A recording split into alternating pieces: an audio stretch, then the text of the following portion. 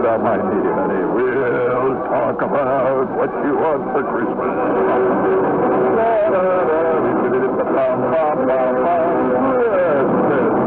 How about soothing the savage beast out there for a second, please?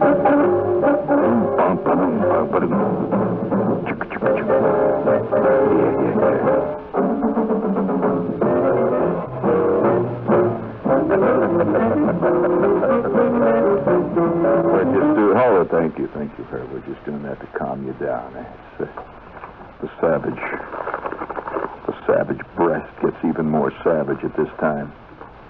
You know, it's getting to be that time. And it is.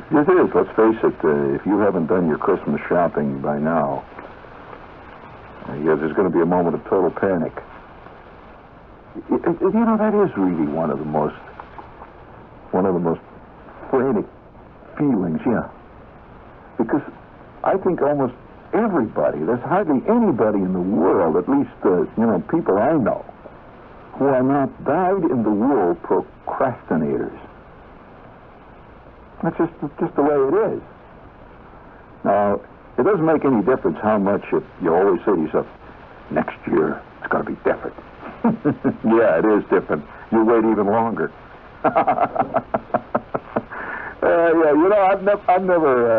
I constantly have arguments with people about that. But in my lifetime, I have never seen anybody actually change. The people remain always, usually, well, no, I shouldn't say usually, I say people remain what they are. So if you're a goof-off, you be a goof-off for the rest of your life. There ain't nothing you can do about it. And, every year guys make resolutions and all that stuff. Come on. That the efficient, precise people will remain efficient, precise people to the last day of their life. Oh, they'll have everything all under control. I mean, they refuse to die of a heart attack until they've got everything, all the taxes are paid, they got their drawers straightened up, and, a whole bit. Well, it's just a fact of life. And here it is. It's almost Christmas, and already Panicsville is setting in. And you can tell the people there's a hunted look when you go into stores about a week or two or so before Christmas. You can tell the guys that are on top of it. The people that they're just there. They pick up a few extra things. They've started their shopping back in August. What the hell? But then there's the others. The rat-faced looking people with the furtive look. They're running around like they're out of their mind, trying to figure out something to get for somebody. And it's always that way. But what this does to me this time of year, I really get nervous. I really do. Because I once was involved in something that I think I'm going to have to answer for. When you get before the great bar of justice, the things you're going to have to answer for. I don't have to talk about this. In fact, I don't think I've mentioned it more than a couple of times since it happened. But maybe you don't know who you're listening to. I bet you don't know who you're even working with, Herb. You, Jerry. Well, you two people are privileged to work in the presence of one of the great radio Santa Clauses of all time. That's right. Yes, sir. Among Santas, I am a legend. And when great radio Santa Clauses get together, it's just like, Ted Williams. When hitters get together, who do they talk about? They don't talk about Phil Lynch. Nope. They don't talk about Al White, late to the Mets. Who do they talk about? Right. The name Williams always comes up. Well, when great radio Santas get together, I don't like to brag, but by George.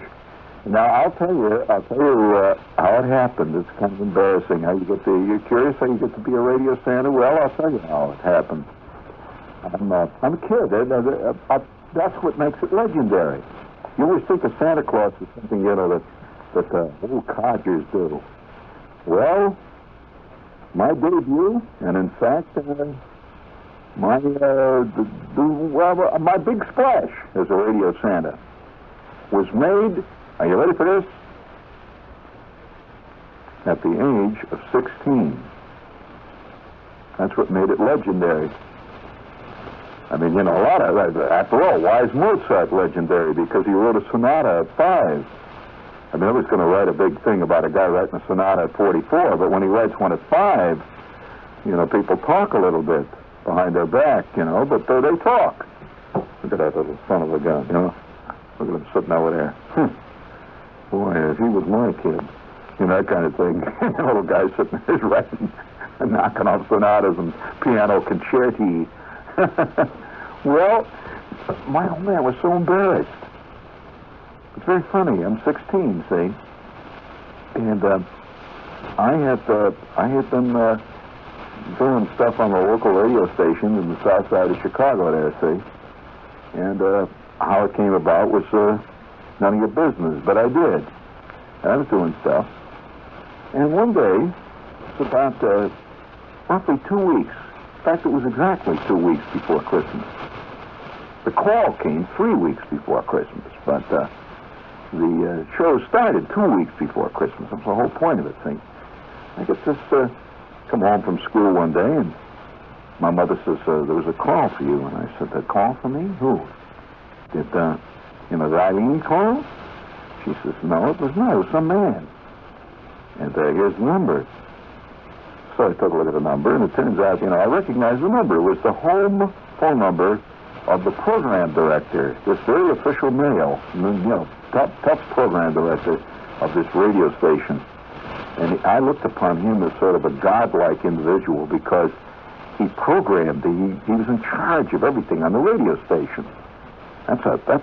Believe me, that's a person to be reckoned with. And he had this big office with cork walls. That impressed me very much. In fact, everybody still impresses me today. Anybody that's got cork walls in his office, you know, it kind of has a Proustian quality to it. You know about Proust? You don't know about him, huh? Well, he sat around in a cork-lined room and wrote his memoirs. So ever since that time, guys who have had, you know, great mental powers have surrounded themselves with cork rooms. Kind of, you know, figured it might rub off. Maybe it was the cork that made Proust write the way he did. So, nevertheless, he had this cork-lined room, and I hardly ever talked to him. He didn't talk to anybody like me, and I just come in and do this high school show once a week. I would come on and do the sports or something. So I got a call from him. So I go to the phone, and I said, just a minute. I said, would you be quiet out there in the kitchen for a minute? My mother was yelling, my kid brother. I says, you know, this is an important phone call. And she says, all right. So I picked up the phone, I dialed the number, and on came this program director. He had been, in his salad days, a very famous radio announcer. Now he's working in the management. See, I didn't know that at the time, but I just knew he had this deep voice. And he says, yes? I said, Mr. Weller, this is me. Oh, yes, I'm glad you called. I was meaning to talk to you about this. I said, oh, God, here it goes. You know, already you get that nervous thing. You boot it out. Now I'm not going to be on the show on Saturdays doing the sports, see? And I did high school sports. And he says, yes, I've been meaning to talk to you. He said, I'm sorry, didn't you get Merle's memo? Memo? No, this is just, don't get alarmed. Would you please drop into my office tomorrow after school? What time do you get out of school? Well, I got football practice tomorrow.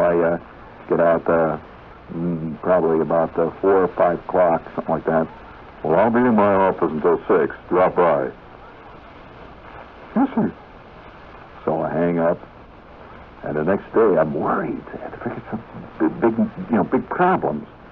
And so all through the day I'm worried. And I finish with school, and I go trudging down to this radio station after I got off the bus. It was cold, and the wind was blowing. And down the street, it was before Christmas. It was about 3 weeks before Christmas, and you know how they put these lights across the main street, and they put the plastic wreaths on the street lights, and there were these great big sort of plastic candles they had hooked up to the street lights and stuff. And everywhere I look in, you can see Merry Christmas across the street and tinkled letters and stuff. So it's cold and the wind is blowing. And I go up the steps of the radio station with a thick thing in my gut because I really like doing that thing I was doing. I really enjoyed doing the sports every Saturday on this high school radio show. Really great. They're very exciting. And I figured it's all over now. All over. Because already up to that point, here I'm 16, I've already been fired out of 3 different jobs. You ever been fired out of jobs? Usually totally, not because you lost up anything, just because the guy's nephew has come home from school. And now he's going to take your job. So they just call you and you're fired. And out you go. And I had already developed a being fired syndrome. And so I go trudging up the office, up the steps, and they were on the 3rd floor of this building, and the elevator was not working. So I had to go up the steps, and I go struggling up the steps. Somehow that was symbolic. And I'm going up the steps, and I go to the 2nd floor, and I go to the 3rd floor, and I had these big glass doors. You know how radio stations have the call letters and all that stuff with lightnings and stuff all around it. So I go, the friendly spot on your dial, 12:30 on your dial, that kind of stuff. Where iron meets coal in the Monongahela Valley, that kind of stuff. So a schlock group station.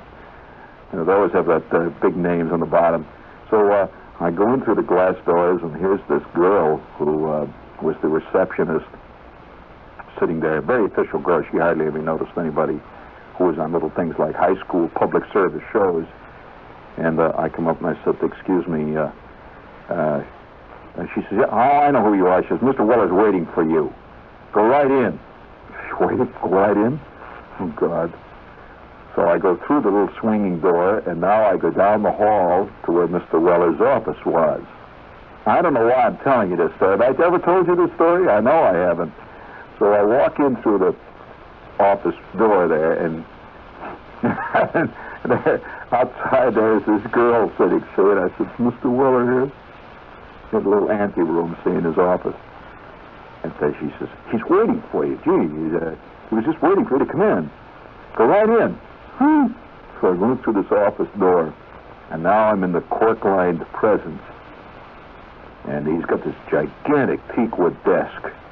And he had a gold microphone that he had won someplace, somewhere, with a plaque under it.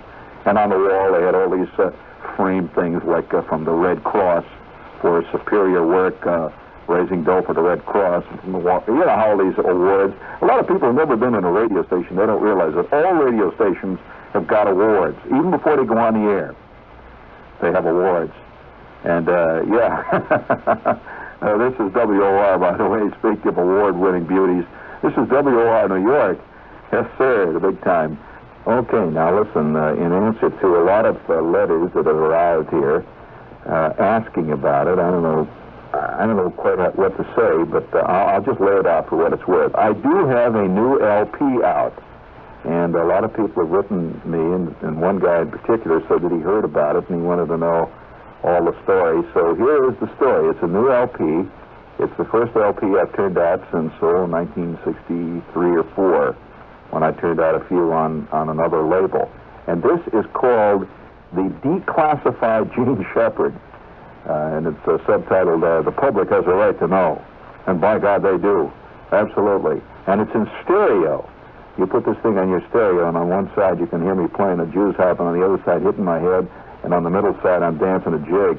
So that's the Declassified Gene Shepherd, and it is on Mercury. You can get it in any record shop. I know for a fact that Sam Goody has just reordered, and in fact, any major record shop, I don't want to plug anyone particular, you'll find them at Abraham and Strauss. Wherever you buy records, you tell them you want Mercury, number SRM.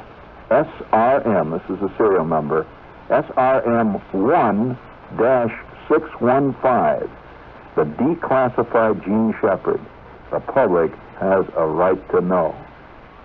we'd like to point out to you that the WOR Christmas Fund is still swinging. And if you'd like to contribute to this fund, which is one of the oldest charities in New York City and one of the most respected, send your check or money order, whatever you'd care to send, to WOR Children's Christmas Fund. And the address is Box 710, which is cleverly our frequency. Box 710, Times Square Station, New York. Hello there, I'm Art Linkletter. You know, kids are saying the darndest things about drugs. I'm a girl who likes to plan the future. I've always had my own dreams about the future, and I want grown-ups' dreams come true. I don't want drugs to spoil it. First of all, I want to be happy and have a family, and if I take drugs, it could probably ruin it for me. I think people who take drugs are stoners who don't want to or can't face reality and the problems that face them. I also think that there are selfish people who don't care about their parents and their friends who care about them, but just think about themselves. I think that drugs and a worthwhile and happy future don't go together, and I want to have both. That youngster knows it. The New York State Narcotic Addiction Control Commission knows it. And now, you know it. This is Art Linkletter. Remember, you can't make it with drugs. So I walk into this courtroom and I shake it. See, I got my coat, open up. And I'm wearing my sheepskin coat. I had a sheepskin, great groovy sheepskin coat, which it was the year of the sheepskin coats. Kind of with a sheepskin collar and all. And I stand in front of his desk, and he's on the phone. Very official. See, yes. Well, I'll look into it right away. Yes, sir. Well, I don't think that's possible, but it could possibly was a mistake in the traffic department. Yes. Yes, sir. Well, that's all. Oh, by the way, how about lunch next Thursday? What do you say, J.D.? Yes. Mm-hmm. Yes, I'll meet you in the Silver Bugle Room down at the Bright Kentucky Hotel. Yes. I'll see you at the bar. Okay, J.D., thank you. And, that was my first experience watching a guy make a date for lunch. Little did I realize that it was the basic industry of all radio and television people that I was to run into throughout the rest of my life. But more action is in the lunch world, both preparing today's lunch, getting ready for going to meet the guy on today's lunch, checking your memo to make sure that you've got it right, and checking the restaurant and all. And then after you get home from lunch, back to the station, which usually is about 4:30, just in time to catch the 5:17. The next hour and a half is preparing and making the telephone calls for tomorrow's lunch, which will begin roughly at 11:30 the next day, after you've got in from Darien on the 10:17 a.m. So luncheon is a very important part of this industry. I mean, I don't know how this industry could function if tomorrow morning all the luncheon restaurants were put out of business just like that, by magic, if some giant devil arrived on the scene. Can you imagine this big anti-lunch devil? Oh, that scares all the agency men out there if there's an anti-lunch devil. Can you imagine this a little echo chamber. I am the anti-lunch devil. All of you guys who are going out to lunch today, forget it, because I am destroying all the lunch restaurants, all the French restaurants, all the Yugoslavian restaurants, all the Charlie Brown restaurants in the world right now with a bolt of lightning.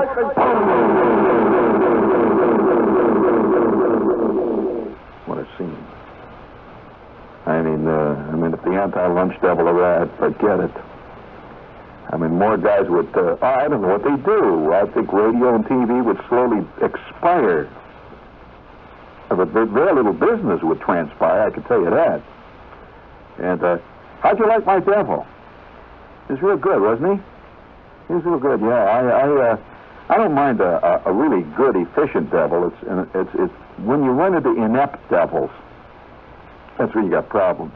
I know a couple of those, guys that try to be evil, but they don't quite make it, But nevertheless, here I am. I'm standing in front of Mr. Weller's desk, and he's on the phone. He hangs up, and he says,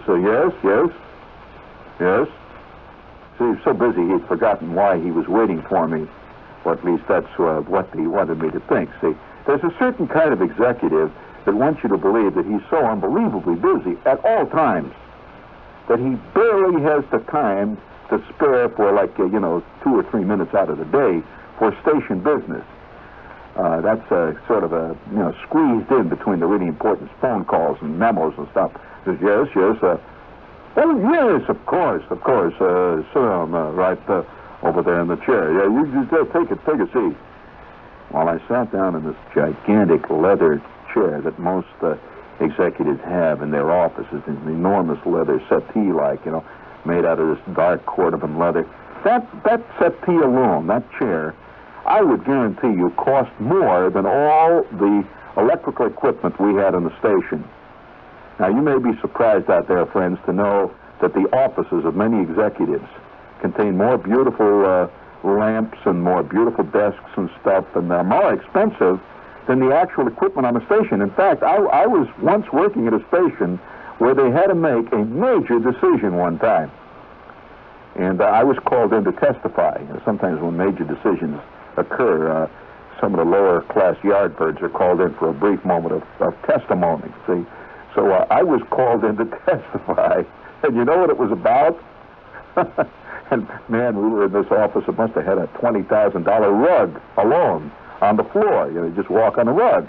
And it had a huge, magnificent walnut, hand-rubbed, knurled walnut desk. You could sit. It's the kind of desk you can imagine Richard the Lionheart must have actually had. It had lion's feet for down at the bottom of the legs, and all. It's a fantastic desk. We're sitting in it, and all the assembled executives were there on hand to make a momentous decision. What do you think the momentous decision was? Now, I'm telling you the truth. They were trying to decide whether or not they were going to buy for the station. Remember, we were talking from an office that had at least $100,000 worth of furniture alone in it. We were trying to decide whether the station was going to go all out and buy 2 new LP heads for Studio 2. I mean, heads. You know what is it, a head? That's on the turntable. And since about the only thing this radio station sold was records, it would seem to be a self-evident decision. But no, they had to make a big decision on it. I don't think they thought more than 8 or 9 seconds ordering the desk for that office. But the LP heads, that was something else. And by the way, you're curious how the decision went. I do not have to tell you. That's right. That's right. Well, nevertheless, I'm standing before the office. I don't want to tell you all this backstage stuff, so I'm standing before the great God there, and he says, "Oh, sit down." So I sank into this magnificent cordovan leather settee. It was the kind when you sit down, it sort of exhales a deep breath. It goes, just sit down. Oh, man, you can smell the leather. And I'm very nervous. I'm plucking at my sheepskin coat.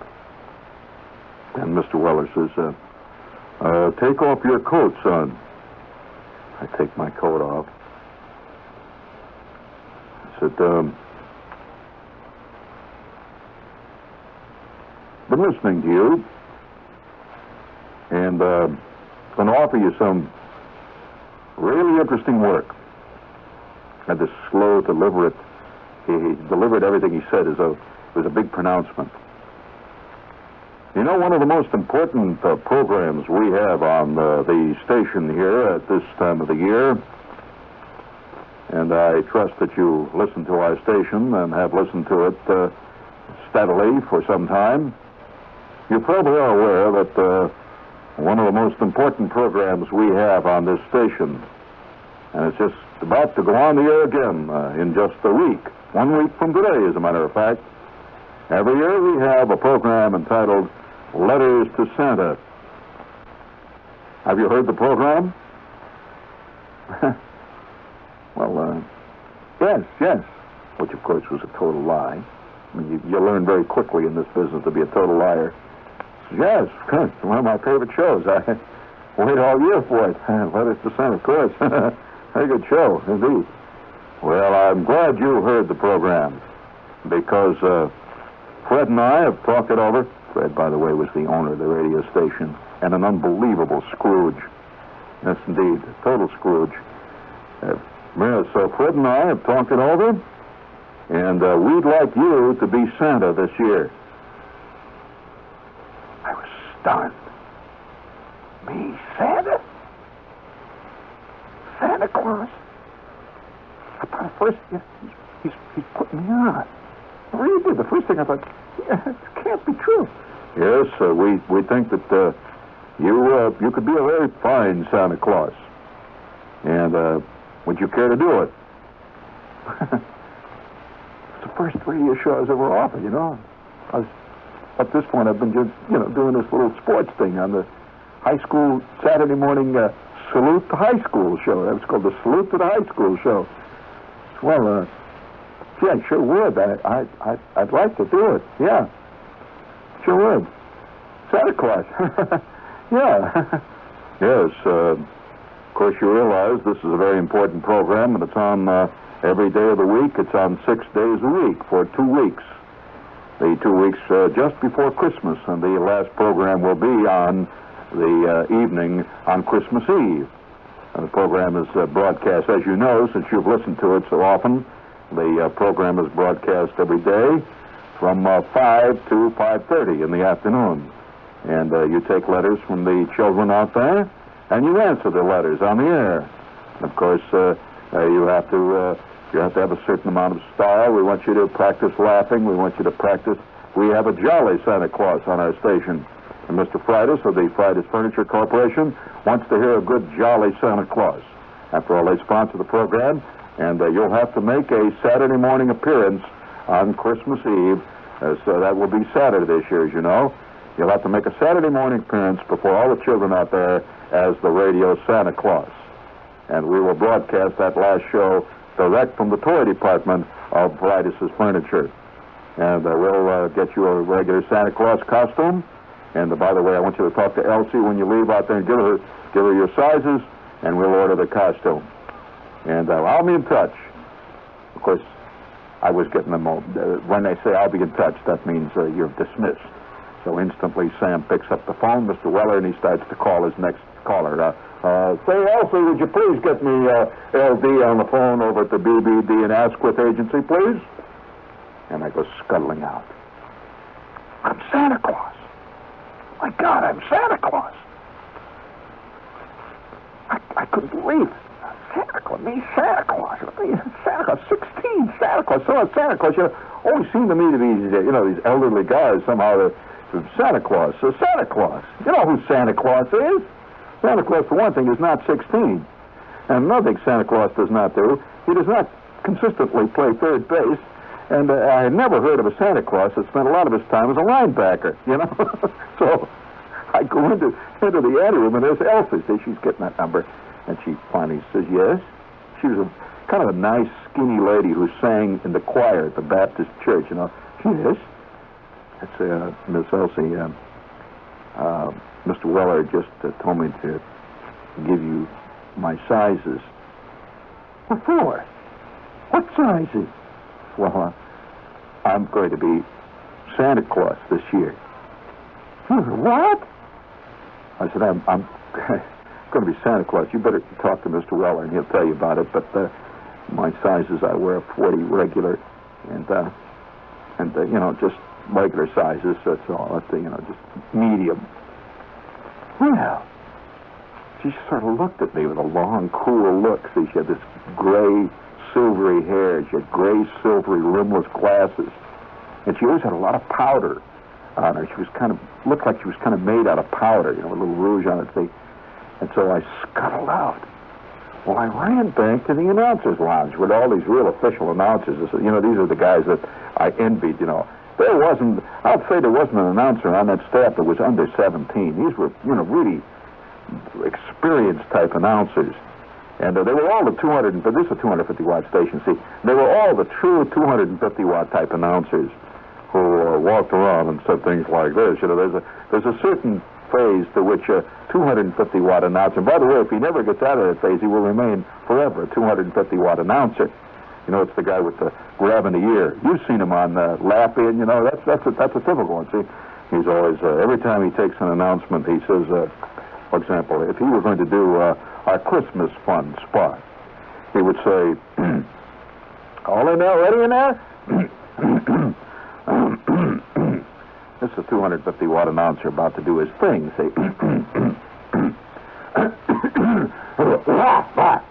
The microphone is up.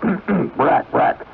And he waits. And then the engineer throws the microphone down. He says, say, friends, you'll know that a little bright-eyed child is also opening his gifts, and in your heart, you'll know that you were really a Santa Claus. That's WOR's Children's Christmas Fund, Box 710, Box 710, Times Square Station, New York, New York. That's WOR. You know, that's a 250-watter at work. You know, he's got his hand over his ear, and Roy loved to hear this thing. See, so I go in, and here they're all sitting around, these casual-looking announcers. There's two of them, and then one guy's on the air. And I walk in and says, hey, fellas. Yes. Let's see, guess who's Santa Claus this year? Who? That's me. It's a dead silence, because they had apparently up and open, one of them would get it, see. Because, of course, this was a very lucrative show, since the talent fee on this show went $17. They paid $17 per week on this show. So that was extra. That was in addition to your regular staff salary of $11 a week, see. So it was a real windfall. So I rushed out of the building, and the wind is blowing. See, and above me, all these Christmas tree ornaments were tinkling in that icy December breeze. And above the street, you could see the tinsel letters hanging, Merry Xmas. You know, it's wow.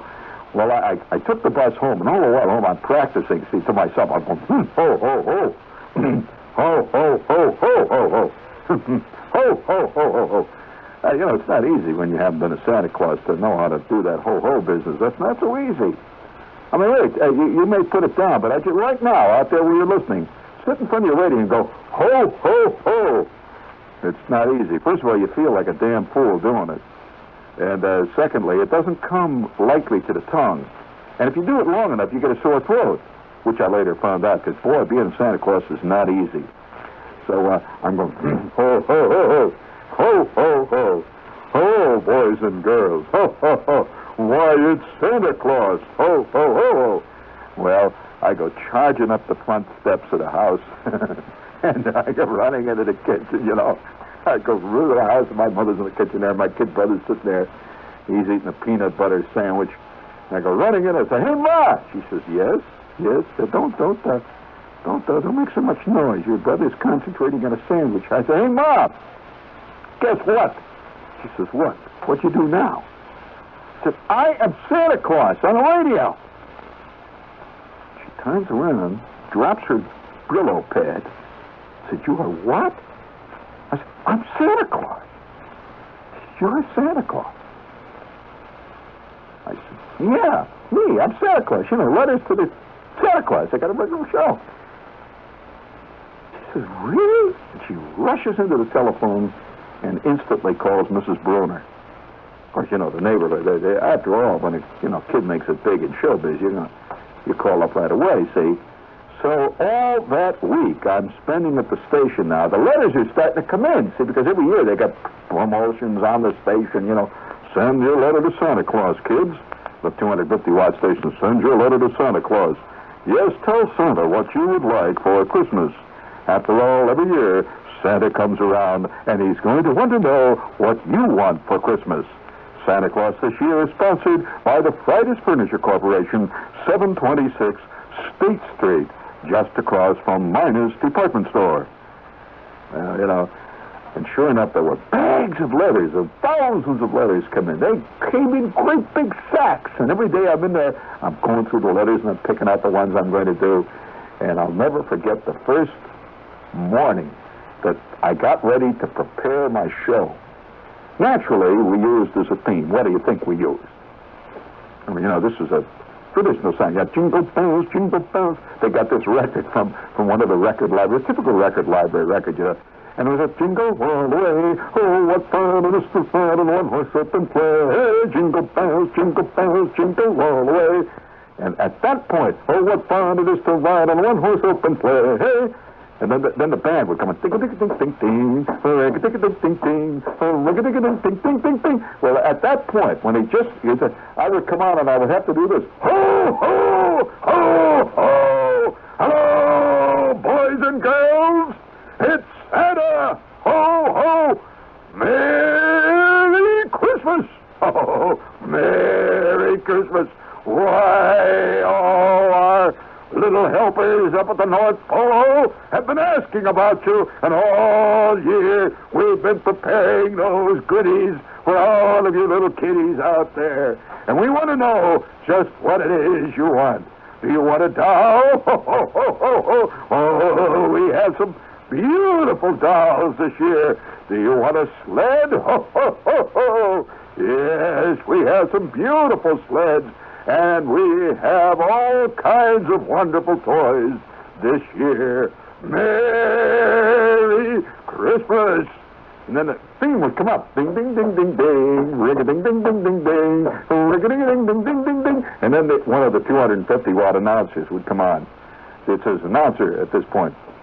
Yes, it's time for another visit from Santa Claus, sent to you by the Fridays Furniture Corporation. And all of you boys and girls out there, send your letters to Santa Claus addressed to Santa, S-A-T-A, Santa Claus. And now, here he is. Here's Santa. Ho, ho, ho, ho. Thank you, thank you. Ho, ho, ho. Well, we have a letter here.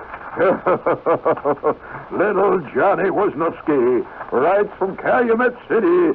Oh, Merry Christmas, Johnny. Yes. And Johnny says that he would like to have a Lone Ranger 6-shooter for Christmas. Well, we'll see what we can do about that, Johnny. Ho, ho, ho, ho, ho, ho. Yes, Merry Christmas, Johnny. Ho, ho, ho. And now we have a letter from a little girl out there. Why, this letter says, I am 16 years old. Ho, ho, ho. Ooh. Here's some chick, that I've been eyeing for weeks at school. And here I've got her letter to Santa Claus. Ho, ho, ho. Why, little Eileen Akers, just 16, writes and says, Dear Santa, I would like to have a heart-shaped compact. A heart-shaped compact made out of silver for my Christmas present. Why, why, we think we can arrange that. Little Eileen Akers, I'll bet you're a cute little girl. By George, ho, ho, ho. And now, we'll be back in just a moment, but now a word from Santa's helper, those wonderful folks down at ho, ho, ho, ho, ho, down at Fridays. Yes, friends. The Fridays Furniture Corporation stands ready to supply your every need, whether it be a daybed, whether it be a wonderful pot for holding ferns, whether it be a wonderful toy for your child at Christmas. The Fridays Furniture Corporation now makes available for those of you who are out there our special Fridays credit plan. Ask about your Fridays credit plan. If you have not been able to get credit anywhere else, remember, Fridays stands ready to underwrite your credit. Yes, credit with a smile at Fridays. And now, back to Santa. Ho, ho, ho, ho, ho, ho, ho. Well, do you like the way I did that? That was really good, What's the matter? Well, the one thing, though, that I had to do, and after every show, I had a fantastic sore throat. I mean, after all, I was placing my voice at least 4 octaves lower than my normal voice, which is a normal voice. And I would have to come on, well, boys and girls, That's the way Santa talks. He doesn't come on and say, hey, you guys out there, this is Santa. Not at all. It's boys and girls. It's old Santa Claus. Ho, ho, ho. Gee, you do that for half an hour, and you come out and you're going black. Well, it's wild. And the letters kept coming in, and tremendous collection of letters. And after the third day, I get this memo from Mr. Weller, the head cheese, and he says, I want to see you after today's show. And I'm all excited. I figure, oh boy, I've flooded out because I was always feeling that I wasn't making it. See, so I go in to see him, and my voice is still like this. See, I've just finished the show, and I suggest, Mr. Weller. Says, I want you to sit down there for a moment, son. Just take it easy. Cigar? Well, 16, I was not yet in the cigar stage. In fact, I was just making the transition from Pepsi-Cola to the real thing, Coke. Most kids wean themselves on Pepsi-Cola and then they move up to Coke, And he says, cigar, son? I don't smoke. Oh, of course. I'm sorry, of course. That's a good thing. I wish I had never smoked myself. Well, I just wanted to call and tell you right now. In fact, when I was talking to Elsie just a moment ago, when we linked up the memo to have you come in and see me after the show, I said to Elsie, by George, Elsie, that young man is the finest Santa Claus we have ever had. And I thought that I should tell you to your face, you're the finest Santa we've ever had. As a matter of fact, you have a natural Santa Claus jovial laugh. And I just wanted to tell you that you're doing fine. And Mr. Fridas is very pleased. Well, I walked out of that office, I'm walking on air. The greatest Santa Claus that ever worked at this radio station. And so the next day when I came on the air with increased, total confidence. Ho, ho, ho, ho, ho. And I began to add little things, like, ho, ho, ho, boys and girls, that reminds me of one time when we were up at Santa's workshop, I have this workshop up in the North Pole, and all of you boys and girls wonder why I have my workshop up at the North Pole. Well, I'll tell you why. It's because up at the North Pole, boys and girls, we get away from all the memos. We don't have all those problems that all of you folks have living down here. We don't even have telephones, and we can work hard all year long preparing all those wonderful toys. Yes, I was talking to Mr. Fridas, ho, ho, ho, ho, the other day, and he said to me, I'm glad that we're able to stand behind you, Santa. Well, that Saturday of Christmas, I appeared in the toy department wearing pillows all over the place, and I had this great big red suit. And they gave me a PA system. And the actual working Santa Claus there, he discreetly stayed away, the real Santa Claus.